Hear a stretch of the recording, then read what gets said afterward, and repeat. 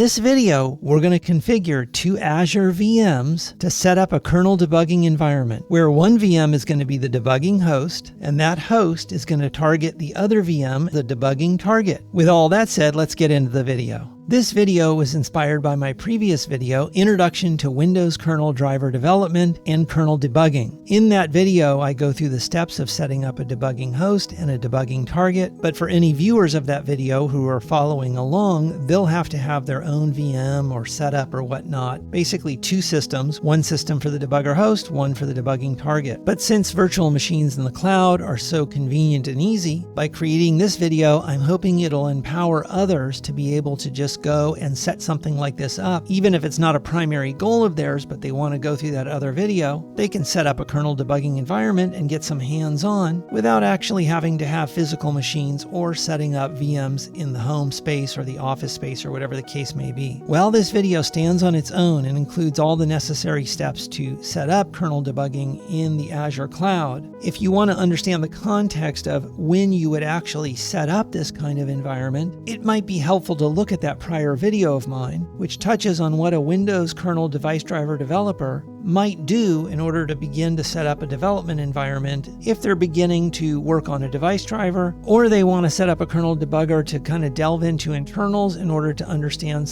maybe some issue they're troubleshooting or dealing with. Whatever the case may be, even though this video stands by itself and provides all the necessary steps, for some people it might be helpful to look at that other video to see an example context situation where this kind of setup might be useful. If you're coming across this video and you have no idea exactly what the subject matter is in here, by itself, this video is going to set up a kernel debugging environment, but we're really not going to go in depth in using kernel debugging in this video. So you might want to see that prior video as well in order to take the initial steps of learning how to use kernel debugger. That video is also an introduction to Windows device driver development, so if you're interested in one, the other, or both of those topics, that prior video might be helpful.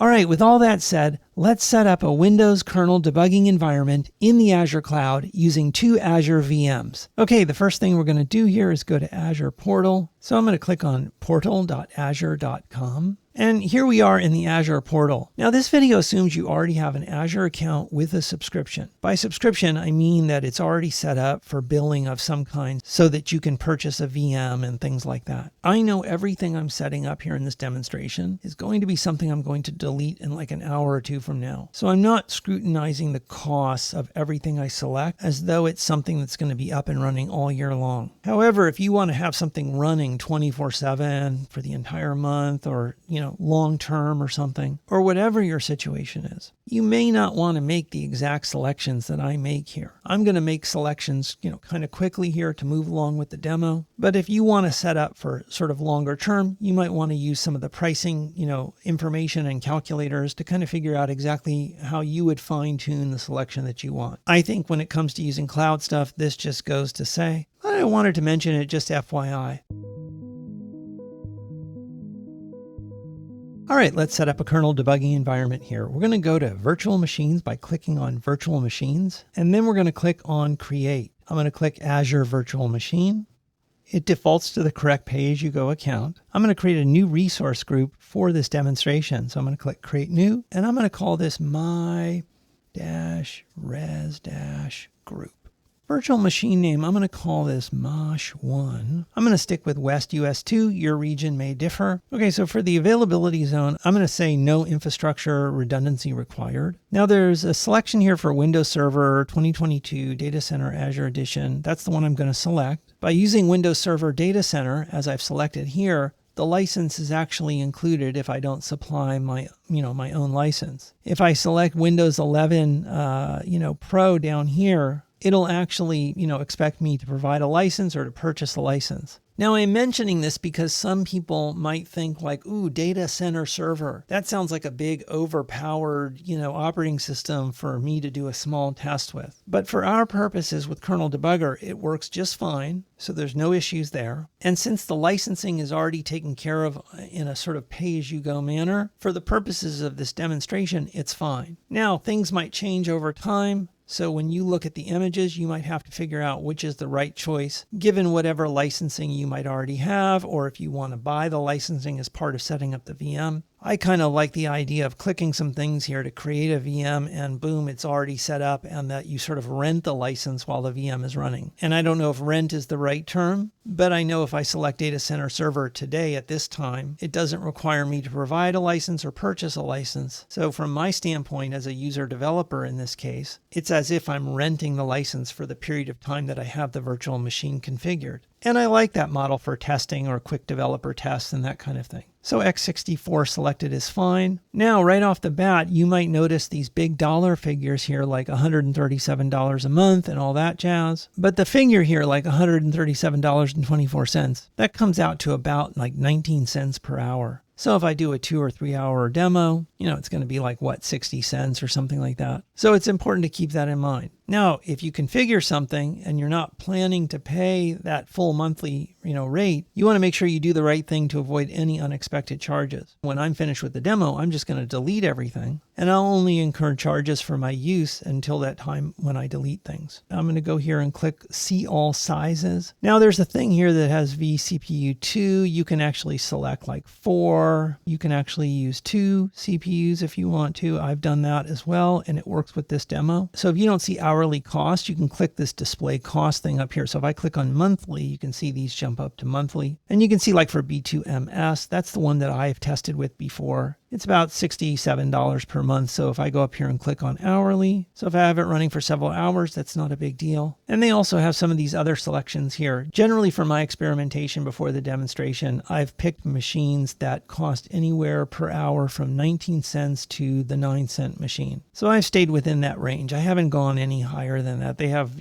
obviously there's heftier stuff, but I didn't need it for this setup. And so for this demo, I'm going to click on 2 vCPU. We have here these 2 that are like in the 19 cent, range here. So I'll just select the version 4 system and I'll choose select. I'll leave enable hibernation unchecked. And for the account, I'm going to use the same admin account for both machines. So I'm going to type in mosh admin and pick a password. Make sure you keep it in a safe place. We're going to need it again later. For the public inbound ports, I'm going to leave the default with RDP open. And we can ignore this licensing section since we're going to just use whatever licensing is included. I'm going to click next to go to disks. I'm going to leave encryption at host unchecked. Going to keep the default there. I'm going to change premium to standard. So I have standard SSD locally redundant storage. I'm going to check delete with VM. I'm going to keep key management at platform managed key. Enable ultra disk compatibility is unchecked. And I'm going to click next to go to networking. It's going to default to creating a new virtual network, mosh1-vnet. That's fine. I'm going to keep the default subnet. I'm going to let it create a new IP. We'll go with a basic network security group. We're going to allow RDP. I'm going to check to delete the public IP and NIC when the VM is deleted. I'm going to keep enable accelerated networking checked. And I'm going to click next to go to management, click next to monitoring, click next to advanced, nothing to do here. Going to click next to tags and next to review and create. It's letting me know that this is going to cost about 19 cents per hour. And it has a little warning that RDP opened up to the internet is probably something that you shouldn't be doing unless it's a test. And we are doing testing, so this is fine for this situation. I'm going to scroll down here and just check everything. Looks good. I'm going to click create. Okay, the VM's been created, deployment is complete. Now you'll notice here it says set up auto shutdown. I click on that. I click to enable it, and then I just set this for like 4 a.m. And I just do that because if I'm doing some testing and then let's say I take a break and let's say I decide to wrap it up for the night, but I forget to turn off the VM, at least it'll be turned off in the morning. So if I come back like several days later, it won't have been left running for several days. So I think setting up auto shutdown for a test system is probably a good thing to do. I'm going to click save. And then after I click save, I'm going to click the little X up here, and that'll bring me back to the deployment complete page. So that creates the first VM of the 2 that we need. This first VM is going to be the debugger host. We'll create the second VM shortly. First, let's begin the steps of setting up the debugger host. What I'm going to do is click Home to go to the dashboard. And then I'm going to click on the resource group that was created as part of that first VM creation. This resource group is going to hold all the cloud resources that we're going to be using as part of this kernel debugging cloud Azure experiment. And then I'm going to click on the resource group that we created as part of the initial virtual machine creation. And as we can see, it contains all the initial virtual machine resources. We can click on Mosh1 to go to the first virtual machine page. And then I'm going to click on Connect and then Connect again. I'm going to choose to download the RDP file. The browser is asking me if I want to keep the file. I'm going to click Keep. I'm then going to open the folder where the file is. That's the download folder. I'm then going to double click on the RDP file and I'm going to click Connect. I'm going to specify the Mosh admin password that I saved earlier and I'm going to click Remember Me and I'm going to click on OK. I'm going to say don't ask me again for this connection and click Yes. Since this is a test environment that's not going to be long lasting, I'm just going to go ahead and click Yes. When the server manager opens, I'm going to click to dismiss it. I'm going to open up the Edge browser. I'm going to say Start Without, uncheck, Confirm and Continue, uncheck, Continue. Oops, I wanted to actually change the theme. I accidentally dismissed that theme page. I'm going to go in the settings for the Edge browser, and I'm going to go in here in Edge and set up the dark theme. And then I'm going to type in Windows WDK. And then I'm going to scroll down here to where it has the Visual Studio portion of the setup. I'm going to click on that, and I'm going to click to open up the setup installer. Click Continue. I'm going to scroll down here to Desktop C++ and check that. Then I'm going to click on Individual Components, and I'm going to type in here 64, Spectre, and Latest. I'm going to check all 6 boxes,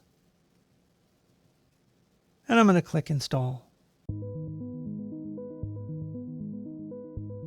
While we're waiting for Visual Studio 2022 to complete on the debugging host VM, let's go and create that second VM, which will be the debugging target. I'm going to click to minimize the RDP window, and here we are at the home screen in the portal. I'm going to click Virtual Machines. I'm going to create Azure Virtual Machine. It defaults to my one and only active subscription. I'm going to select the resource group we created for this test. The virtual machine name is going to be Mosh2. I'm going to select no infrastructure or redundancy required. Now, because this is going to be the debugging target VM, we don't want secure boot enabled. So I'm going to click on Configure Security Features, and I'm going to disable Enable Secure Boot and TPM. I'm going to click OK. It's defaulting to the same selection as before, so I'm just going to keep that.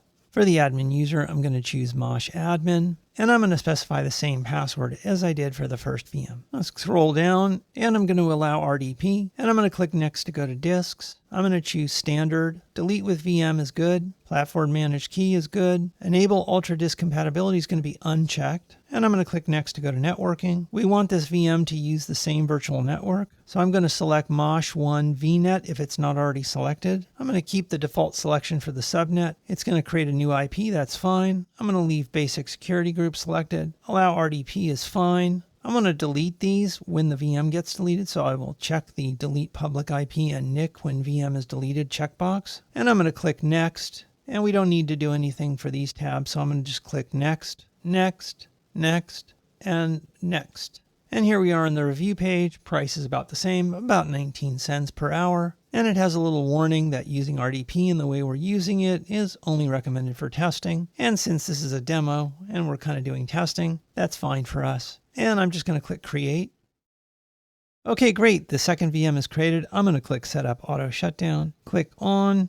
4 a.m. is fine. Save. And I'm going to click X and then X there. I'm going to click Go to Resource. Connect. Connect. Download RDP file. Keep. Open the folder. Double click on the Mosh2 RDP. Don't ask me again. I'm going to say Connect. I'm going to enter the Mosh admin password. Click Remember Me and click OK. Click Don't Ask Me Again, and Yes. After the desktop appears, I'm going to wait until I see the network prompt. Here's the network prompt. Since this is a test environment that we're using for the demonstration, I'm going to just go ahead and click Yes to make this discoverable. I'm going to dismiss the server manager. I'm going to open up the browser. I'm going to say Start Without Data, uncheck, Confirm and Continue, Continue Without, uncheck, and confirm and start browsing. Dark theme and dark, close, close, reopen. I'm going to type in Windows WDK. Going to click on the download the Windows Driver Kit link. Because this is the debugging target, we don't need to do the full WDK install. We just need to scroll down here to the WDK itself, skipping Visual Studio, skipping the SDK, and we go down here right away to step 3, install the WDK, and I'm going to click on that, and then I'm going to click to open that file up. I'm going to click Next, and I'm going to click Next. Now there's a little warning here, but again, this is the debugger target, so it does not need Visual Studio or the SDK. We're only installing the WDK because it itself contains an installer. That installer has the little special stub, which allows the target to be controlled by the host for provisioning and stuff like that. So for the debugging target, you can think of installing WDK as a way of accessing the installer that comes with the WDK that installs a special service on the debugging target that allows Visual Studio to control the target for provisioning and whatnot. So we're going to click Next and Accept.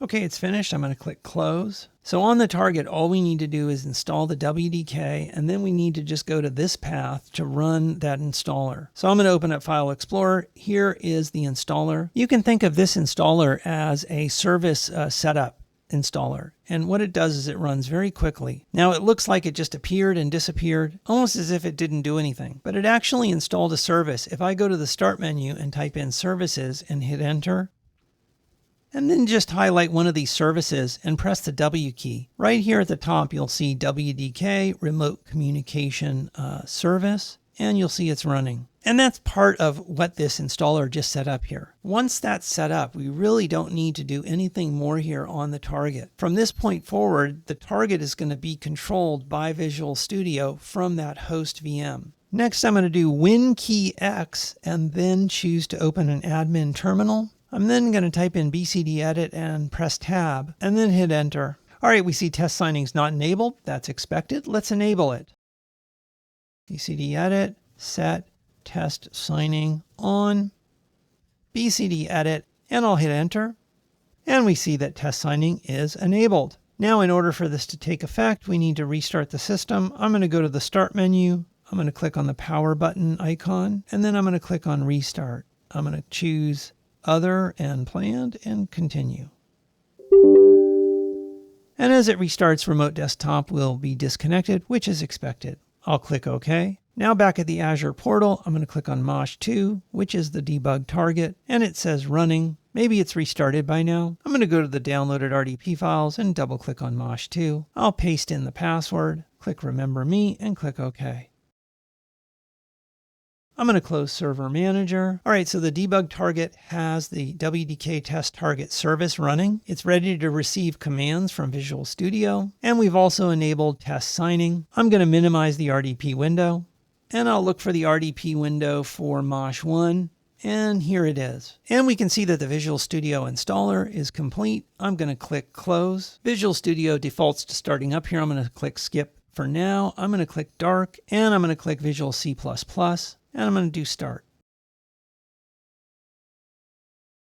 Okay, after doing this initial startup here, I'm just going to close it right away. And now we go to the next step in the WDK setup steps. I'm going to go to step 2 to install the SDK. I'm going to click on the link to install the SDK. Down at the bottom here is download the installer. I'm going to click that. And then in the browser downloads pop down here, I'm going to click on Win SDK Setup. And then I'm going to click Next, and Accept, and Install. Terrific, the SDK is installed. I'm going to click Close. I'm going to click back on the browser so we go back to the WDK setup page. I'm going to go to step 3 and click on Install WDK. WDK setup, that's different than the Win SDK setup. So the last one was Win SDK setup. This one is WDK setup. And I'll click on WDK setup. I'm going to click Next, Accept. Okay, so whoops. What's going on here now? We got got some brightness issues here. Okay, the primary WDK installer has finished. If you don't see this install the driver kit Visual Studio Extension, something has gone wrong in the earlier steps. You need to make sure that Visual Studio is installed properly and whatnot. Generally, you should see this checkbox here. So if you don't, go back and look at those earlier steps. I'm going to leave the checkbox checked and I'm going to click close. And I'm going to wait till I see the VSIX installer. It defaults to the right selections. I'm going to click install. The VSIX installer is complete. I'm going to click close. And then I'm going to scroll down here to the bottom of the page where it shows the GitHub link for the driver samples. I'm going to click on that. I'm going to scroll down to the bottom here where they show the link for the KMDF Hello World driver. If you want to see more complete steps on this, again, look at my earlier video, Introduction to Windows Kernel Driver Development. I'm going to go through these steps in this particular follow-up video a little bit more quickly than that prior video. So I know here they want us to just simply create this project here using empty KMDF. So I'm just going to actually start up Visual Studio. And I'm going to click on Create New Project. And I'm going to choose C++. Windows, driver, and I'm going to type the word empty up here in the filter box. So it'll make it easier to find kernel mode, driver, empty, KMDF. I'm going to select that and click next. I'm going to change the driver name to KMDRVHW. I'm then going to go here and change the path to C:\src. And I'm going to choose to place the solution and the project in the same directory. So it's going to put it in C:\src /KMDRVHW. I'm going to click create.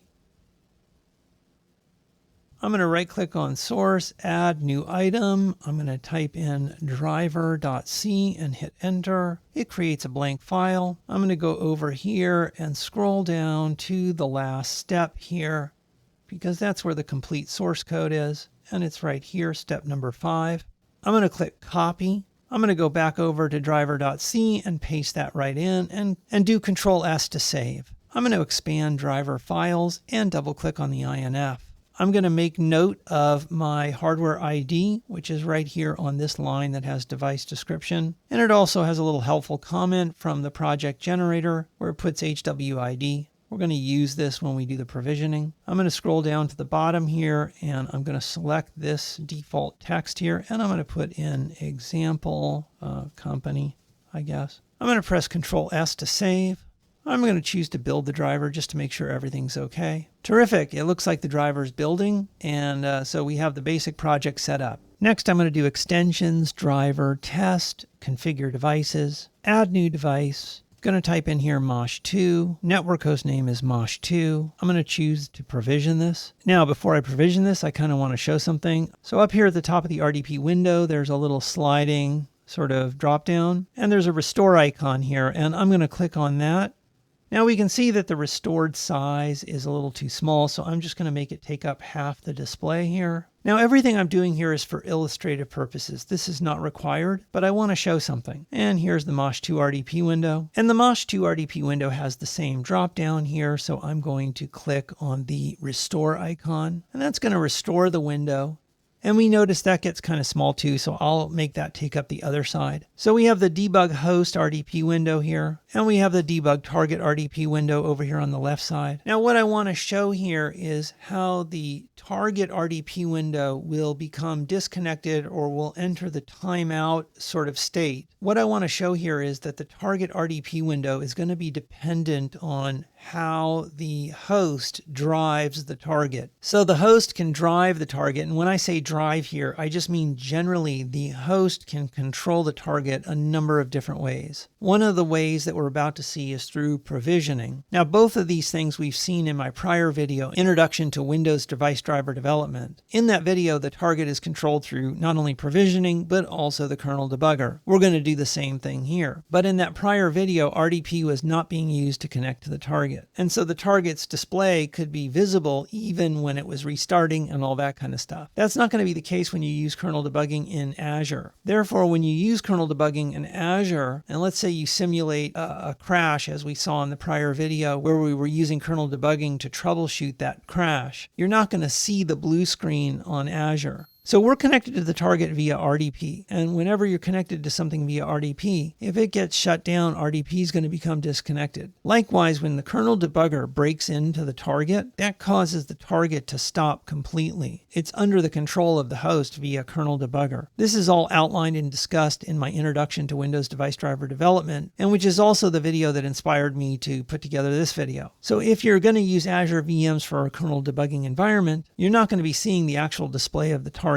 And so if the target gets restarted by provisioning, the RDP connection will drop. And if you break in with the debugger, you'll see that the RDP connection will drop as well, or it'll at least be interfered with for the duration that you have a debug break. I'll be showing an example of the latter shortly. But at this point, I just want to start the provisioning so you can see that the RDP window is going to close as soon as the provisioning reboots the target. Let's see. I'm going to use the scroll bars to scroll over, and I'm going to click on the next button in the host. And now the host is showing me the debug settings it's going to use in provisioning. And in fact, let me maximize this so that you can see this. It's basically choosing these settings for network debugging. We'll come back to these shortly. I'm going to restore the window. I'm going to use the scroll bar to go over, and I'm going to click next. And I'm going to bring the scroll bar over again, and we can see that it's actually starting to copy files to the target. And we can see it's just restarted the target on its own, and it's doing stuff here. It says possible reboot right there. And we can see that RDP got disconnected. So I'm going to click OK, and the RDP app disappears. Remember, RDP is achieved by a service that's actually running on the target. So when the target blue screens, it's actually interrupting the RDP service on that target machine itself. That's why when you interrupt the target with the debugger, as we're going to see shortly, the RDP connection will drop. So just keep that in mind, that if you're using Azure VMs for kernel debugging, while there's a lot of stuff that's going to be similar to using physical machines, you don't really have a physical console display. And so any blue screen is not going to be something that's visible when you're using RDP, because RDP is part of the software that runs on the target. And when there's a blue screen, that's pretty much like stopping the target. But in terms of using Visual Studio to connect to the target, to deploy a driver, and to do things to control the target from the host debugger that's running on the host, all that stuff should work just fine. And you don't really need the RDP connection to be connected in order to do all that stuff. All right, let's go back to the Mosh1 debugger host. I'm going to maximize that. Okay, here in the Mosh1 debugger host, we can see that the provisioning has been completed. I'm going to click next. And now they're providing us with the debugger information that we're going to use with the debugger that we have installed here on the host. So I'm basically going to open up Notepad, and I'm going to put Notepad over here for a second. And then I'm just going to grab the key, and I'm going to put that here, and then the port, and I'll put that here.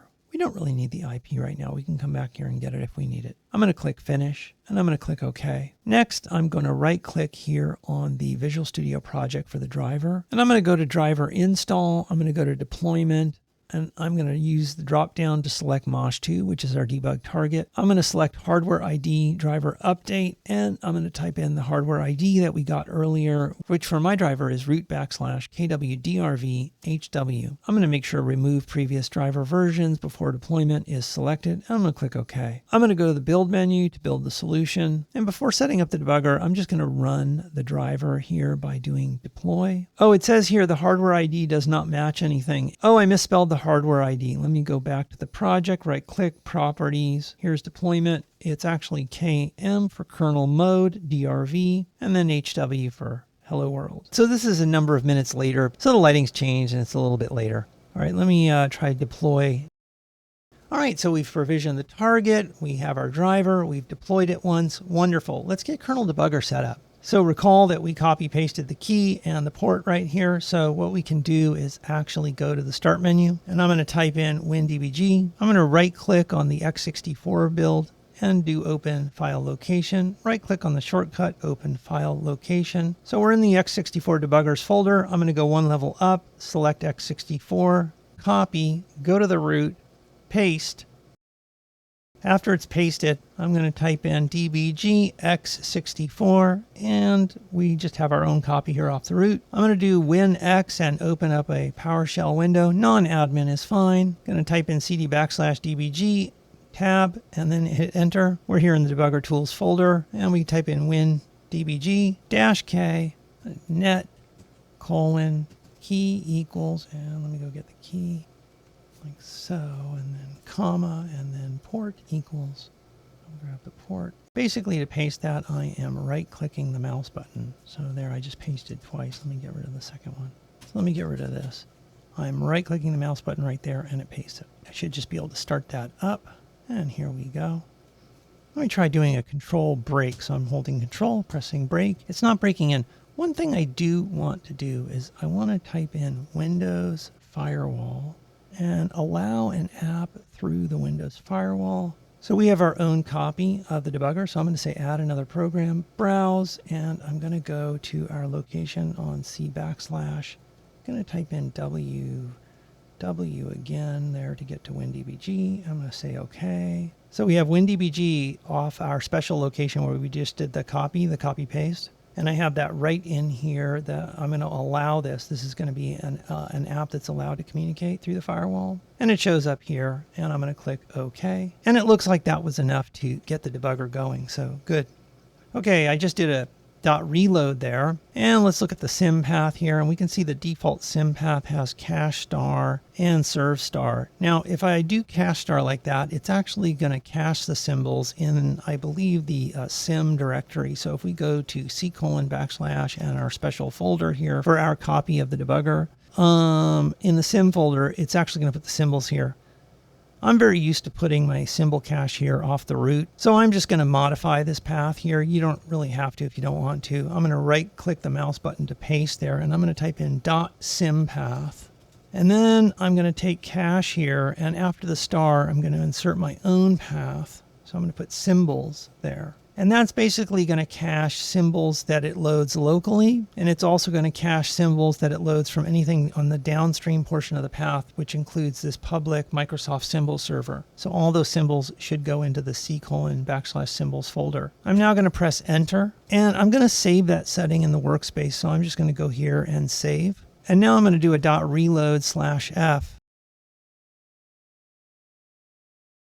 Now, I don't really need to do this as part of this demo here. This is all discussed in my recent video, Introduction to Windows Device Driver Development and Kernel Debugging. So I'm just going to kind of gloss over this. If some of this is not making sense, then you can go watch that video and get more of the details. This video is really just focused on getting the VMs up and running and showing that you can go through a good portion of that tutorial just by using the Azure VMs if that's convenient for you. So by doing .reload/f, that forces load of symbols. And if we go here, so if we go here to the C drive and I look inside of symbols, we can see all the symbols were force loaded. And these are all the default symbols that it knows about that it needs to load. So if it needs others, depending on the context, which changes when you break at debugger break, at some future time, it'll seek those out and load those. All right, so it looks like the debugger is working great. Now I'm going to hit G here to run the debugger.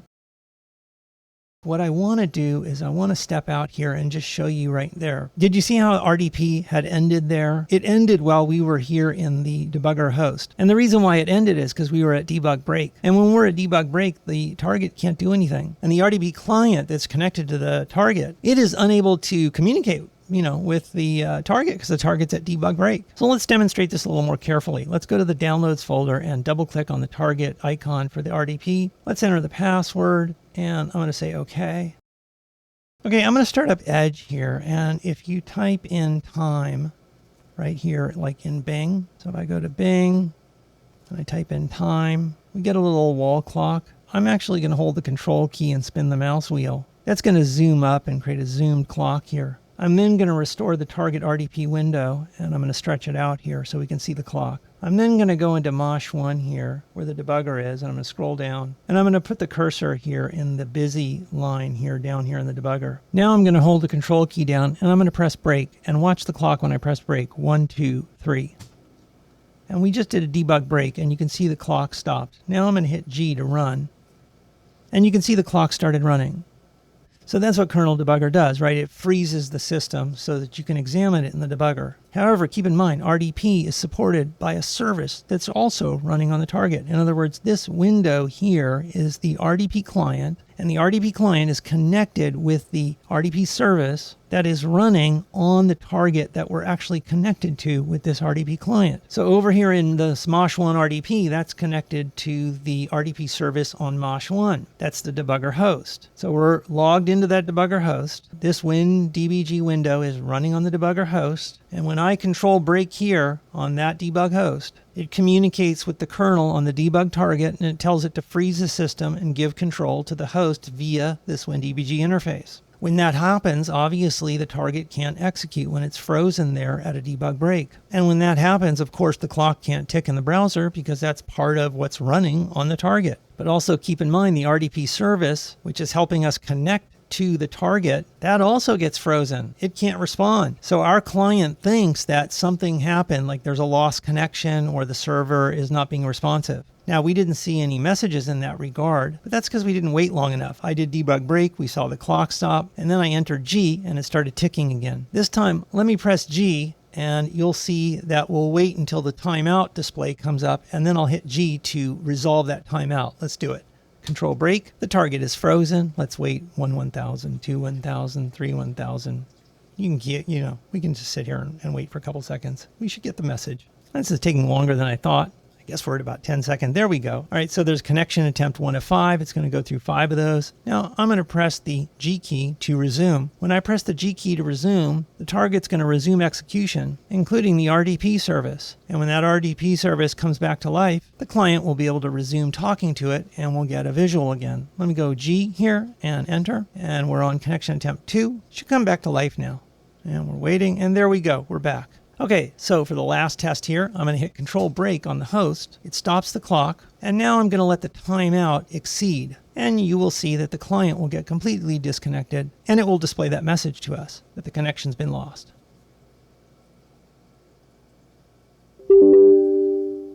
And there it goes. It made 5 attempts, and then after that, it just completely gives up, and it tells us, hey, I can't connect to the remote computer. So I'm going to click OK. I'm going to go into the debugger here and type G and enter, and then I'm going to go and double click on MOSH2 to reconnect, and it reconnects without issue.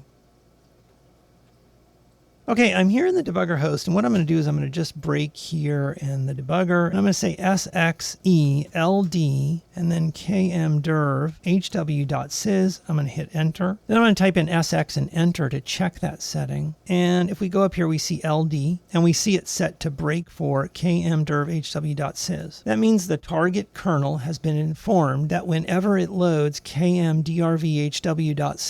then it should break into the debugger. This is a lesson that we go in my introduction to device driver development and kernel debugging video. I'll link that in the description below. I'm going to enter G and enter, and then I'm going to go over here to Visual Studio and I'm going to choose deploy, and that's going to run the driver, which is going to cause the kernel to load the driver, which is going to cause the breakpoint that we just set for sxeld to be hit, and the debugger should break. And there we go, we're at the break. I do a .reload enter, I do a K, and when we see this load system image EX, we pretty much know it was doing a module load. We could actually do further checks to verify what module it's loading, but I'm going to go based off the assumption that it's loading our driver. And then I'm going to do an X kmderv hw, bang, and star to see the symbols for our driver. There's quite a few of them. I'm interested in driver entry, so let's type in star driver entry star. Yep, there it is. So I'm going to grab that symbol, and I'm going to type in BM and that symbol and hit enter. And now I'm going to type in G, and it should break at driver entry, and it does. And we see that we have full source debugging as well. If I type in F10 to step, we can see we step forward in the driver. Now we can see that driver entry set up a device add function. It did this by populating the config structure with this function name. This function name is a function defined down here. It tells the framework about that function here. After the framework is finished calling driver entry, it's going to call device add. Let me go ahead and put a breakpoint right here at the top. I'll put my cursor on the top brace and hit F9, and we see a little red indication. If I go to the debugger command line and type in BL and hit enter, we can see that that second breakpoint, which is called breakpoint number 1, has been defined here. I like to take my command window and put it down along the bottom so it's longer, and then I'll drag this down. Now we can kind of see those 2 breakpoints right here. So when I press G, driver entry is going to continue to run. It's going to return, and then the framework is eventually going to call device add. Let's try it. G, enter, and now device add is being called. And I can single step through that. Now I've broken into the target is frozen, and I'm tracing through a device driver. If I wanted to look at any other process inside this target, I could actually query processes, for example, with bang process, and I could put 0 0 and like a process name that I know of, explorer.exe. And it looks like there's a couple of Explorer processes that are running. If I expand this window up like this, and then type in bang process 0f, that's going to show me all the processes that are in the system. That's a very lengthy command because it's going to dump out all the threads, as you can see. I'm going to press Control Break to interrupt that command. So all this stuff I'm going over is discussed in my other video, which I'll link below. That's the introduction to Windows Device Driver Development and Kernel Debugging video, which I will link to below. So we're not going to repeat everything from that video here. This video's goal is just to show how to set up the VMs in Azure. So when performing kernel debugging with Azure VMs, as we know, the debugging target console display is not one that's physically in front of us. So we don't immediately see the blue screen appear. Now, Azure VMs has a feature called Boot Diagnostics, and there's also this serial console. And I kind of want to show you those. Those are ways in which you can see boot time issues. Okay, let's do a quick demonstration of Boot Diagnostics and the serial log. So this is the source code from the tutorial which causes the blue screen. If you want to understand the source code, see that prior tutorial. I'll put a link in the description. Now, I've already deployed this driver to the target, and when I deployed it, I didn't induce any bug check. You can set options in this driver when it gets loaded to cause it to, perform the bug check or not. And when you don't set any of those options, which you would do through the debugger, and to understand all this, you'd have to see the tutorial that I referenced. But you don't really need to do that to just accept what I'm saying right now as how this code works, or you can go study it. So when the driver is deployed and the bug check is not induced, the driver gets installed. So it's installed and it's going to run and start up every time you reboot the system. And then I do a normal reboot of the system. And after I do that normal reboot of the system, during the reboot, the system will load the driver, and that will cause the debugger to break. And that's because I've set the SXELD breakpoint. When the debugger breaks at that time, I trace through the relevant device add code, and I set that option to cause the blue screen. This simulates a boot time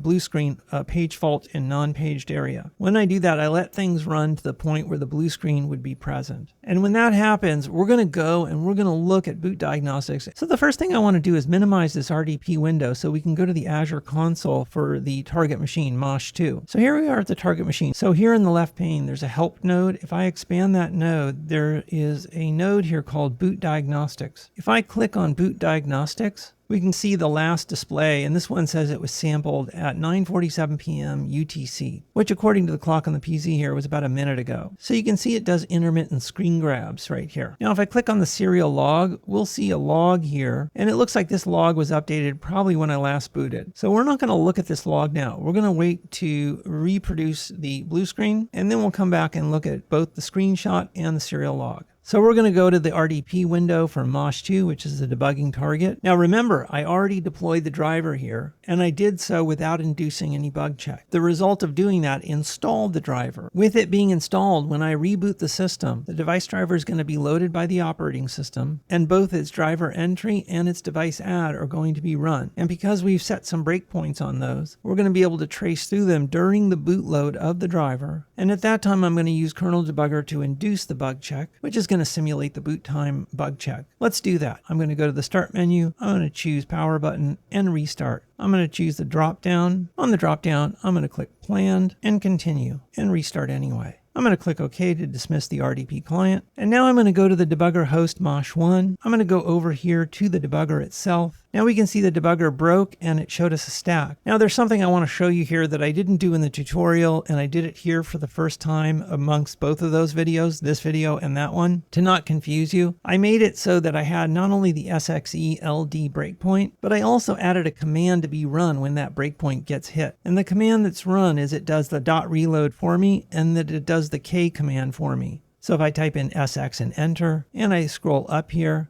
we can see that the LD breakpoint here is set. Now normally it only has this, but I appended a .reload K. That means when the breakpoint's hit, it'll do a .reload, after which it'll do a K command. And then it will give me control to do what I want thereafter. And so that's why when I came to the debugger here, it had automatically done the stack. And before that, it had done the .reload. And the way I had set that command, in case you're curious to see that, is I just set it this way. And all you have to do is go to the help to read about SXE, and you can see the format for this command. I'm just going to hit enter there. Okay, I'm going to do BL to check my breakpoints, and they're both still set. I'm going to press G and enter, and we hit the driver entry breakpoint. I'm going to do G again, and now here we are in device add. I'm going to do P, enter, enter, enter, enter, and now we're at the switch statement. At the switch statement, I'm going to enter question, G what to do equals 3. That switch option is going to cause the bug check page fault in non-paged area. In fact, I can do P to trace to that point right before the bug check. So I'll enter P, enter,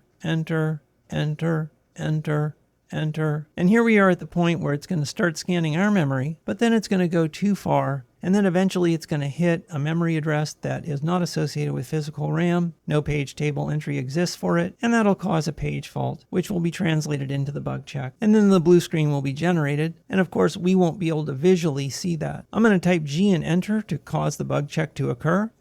Now I'm going to press G and enter, and that's going to cause the blue screen to be displayed and the crash dump to be written and all that, after which it'll come back to the debugger. When it comes back to the debugger, imagine that the system is sitting there at a blue screen at that point in time. So let me hit enter, and right now the blue screen has displayed. We don't see it, but we kind of know that's what should be happening. And it's writing the crash dump. And while it's writing that crash dump, I'm actually going to minimize this RDP window, and I'm going to show here that we still have the old boot diagnostics screenshot shown. I'm going to click refresh, and we can see that refresh shows the blue screen and it shows 0% complete. Let's go back to the debugger host. So now that we're at this breakpoint, the crash dump has been written. Let's go back to boot diagnostics and let's refresh, and you can see it changed to 100%. Just keep in mind that there's a little bit of latency between what actually is happening and when this screenshot gets updated. But you can see, to the extent we're interested in what physically took place there, Azure does give us some feedback to allow us to do that, even though we're not physically in front of the machine. It's not identical to having that console right in front of you. For many, if not most exploratory tasks, you really don't need that physical console display right in front of you. Let's click on serial log, and we can see this was updated recently as well. This is UTC time. So if we do the math, this was updated around the time that the screenshot was updated. And if I put the cursor here and type Control F and type the word fault, it'll bring us down here, and it shows us information, which is partly the information you might see on the blue screen. But then it'll even have the bug check parameters and lots of other information. We can see it shows the progress of the crash dump being written, and so on and so forth. So this is not supposed to be a deep dive in boot diagnostics. It's supposed to just show you, as somebody who might be exploring Windows device driver development or learning how to use the kernel debugging tools, to the extent you ever use Azure VMs in that endeavor in this way that we're talking about in this tutorial, you're not completely without that sort of physical, low-level, early boot information that you see shown to you here by the screenshot as well as the serial log. And if you want to learn more about these features, you can search in the Azure documentation to read more about the details of these and maybe even test and try them out yourself to the extent it's something you're interested in. All right, that's it for this boot diagnostics sidebar. I just wanted to give a little nod that we do have something there, even though there's not that physical display right in front of you. All right, now back to the main video. Now, let's say we're done with this experiment. Let's clean it up. I'm going to close the window here and just terminate it. And I'm going to close this one by canceling there because it was already disconnected from before. I'm actually here in the Azure Portal. I'm going to click on the resource group for our test. Here it is. I'm going to click on Delete Resource Group, and it's showing me all the things that it's going to delete. I'm going to click Apply. I'm going to click Apply Force Delete for the selected virtual machines down here at the bottom, and I'm going to enter the name of the resource group. The resource group name is My Res Group, and I'm going to click on Delete. And I'm going to click on Delete again. And now it's deleting the resource group, which will include cleaning up those machines. It's still deleting. I'm just going to do a refresh here to see if it changes anything in the UI. Oh, no resources are shown, and it just had an indication up here that it was deleted. Then here's the one that we just ran. It says that it deleted the resource group. So I'll close that, dismiss that notification, and we'll close notifications. And let's go to the home screen here, and let's refresh this view.